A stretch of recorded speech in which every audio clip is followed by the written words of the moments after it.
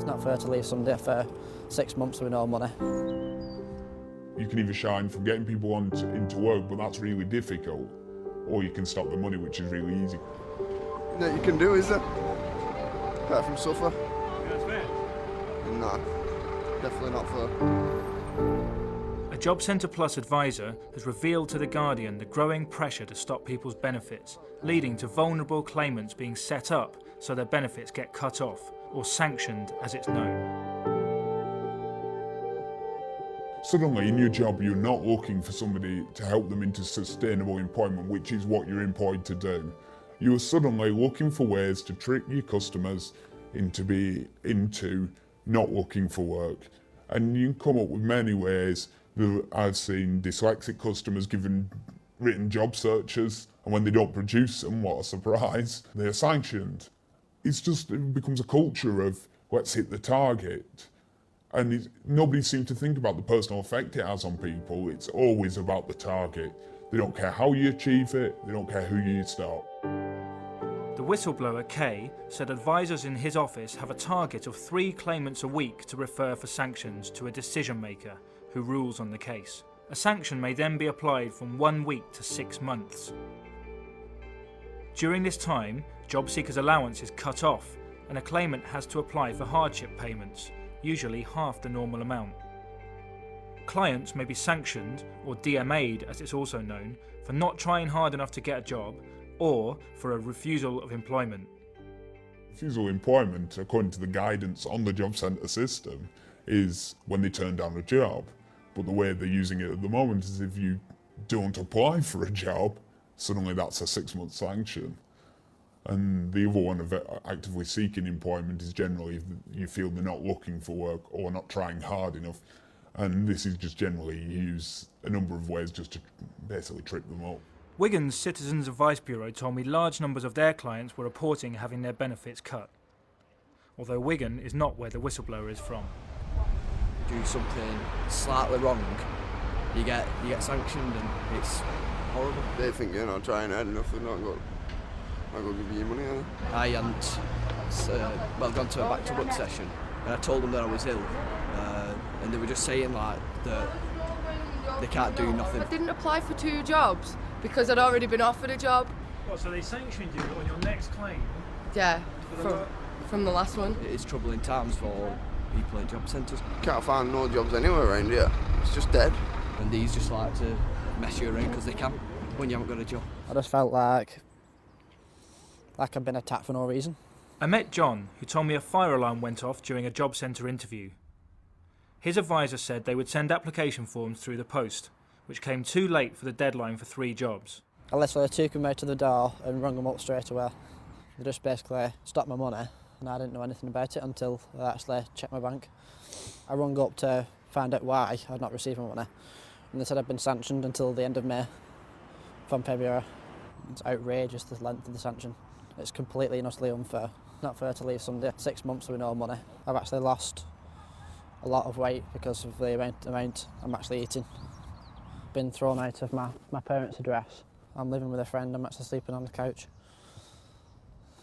I don't have anywhere else to go, back from the streets. John turned to his local Citizens Advice Bureau, who helped him with food parcels and to appeal the decision. Citizens Advice have reported a significant rise across the country in similar cases. In general, a caseload for a caseworker at Citizens Advice used to be between 80 and 100 clients for a full-time worker. Now I'm a full-time worker, and my caseload, as well as my other colleague, Diane, who's a full-time worker, his caseload's bordering 160 clients. Andy Robertson spent 8 years working at a job centre before joining Citizens Advice. This is today's post that's just come in for one day, which is all linked with the cases. So in this one being medical evidence, come back from a consultant which needs reviewed to see if it'll help with the client's grounds for appeal. With sanctions, what's happening at the moment is possibly the worst thing I've ever seen with regards to practice from the Department of Work and Pensions. I mean, the amount of people that this is actually affecting and how many lives it's actually affecting, this seems to have gone up 200–300% in the last 6 months.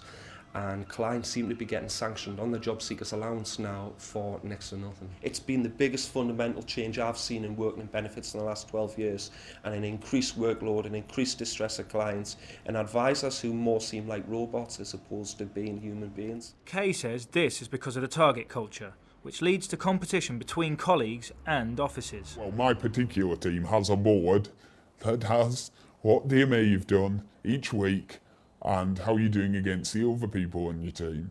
And then they look at office versus office. And then it goes to area versus area. And it just all seems to be, let's try and move up these tables that mean nothing, really, in the sense of actually improving the situation of unemployment in Britain. It's just done mainly almost quite vindictively, and we don't even save real money. The Department for Work and Pensions denies that they give targets to job centres or to regional offices. But national statistics show a significant rise in the numbers of people being sanctioned in the last year.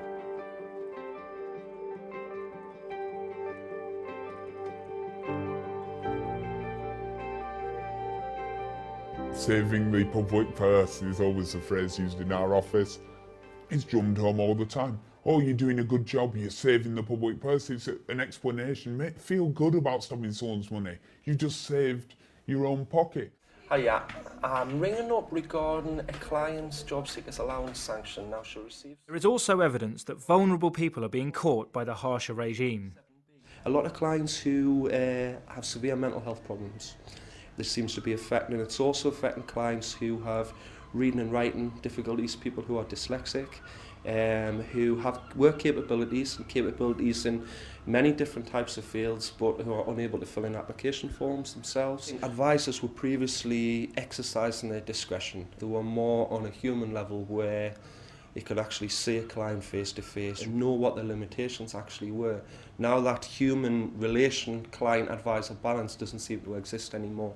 Now it's more so that, right, if you don't apply for the job, you are getting sanctioned. Oh, it totally gets the wrong people.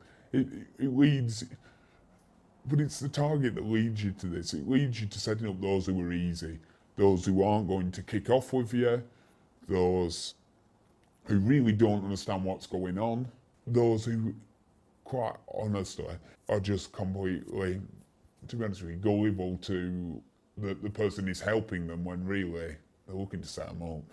Young often fall into it because they just haven't been there long enough.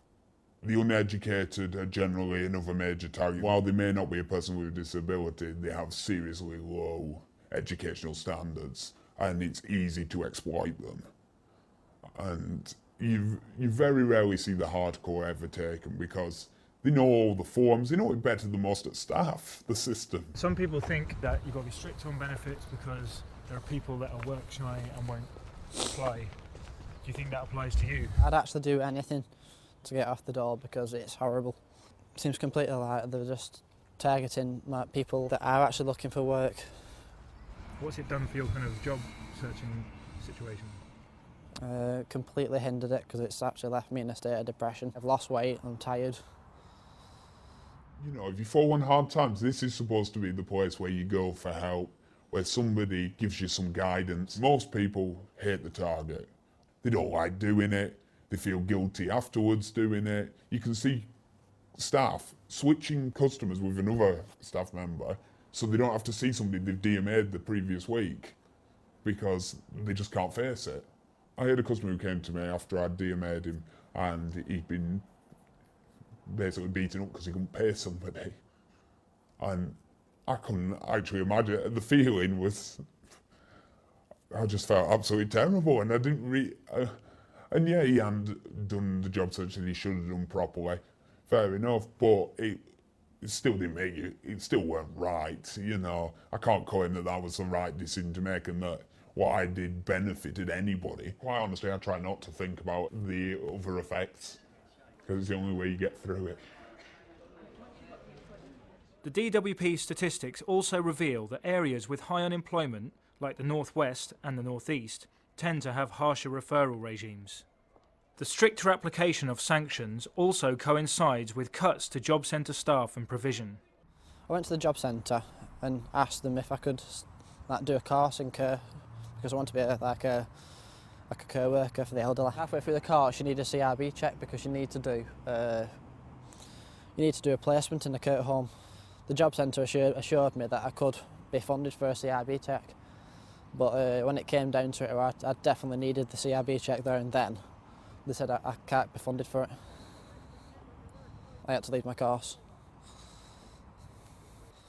I had a job waiting for me at the end of the course, but I felt like they got my hopes up and then just like smashed them down again. From April, we offer no provision in our office. What do you mean by that? Nothing. No training course, nothing. The funding ends at the end of March. We're trying to get everybody onto a course at the moment. Those who still care, we're trying to get as many people onto courses as possible. Because in April we know there's no funding at all. Because there are only 2 targets now. You can either shine from getting people into work, but that's really difficult, or you can stop the money, which is really easy because you can introduce a system to do it. Why do you think people aren't speaking out about this? Fear of the job, the fact that they'll probably get sacked, and they don't want to join the people they're signing.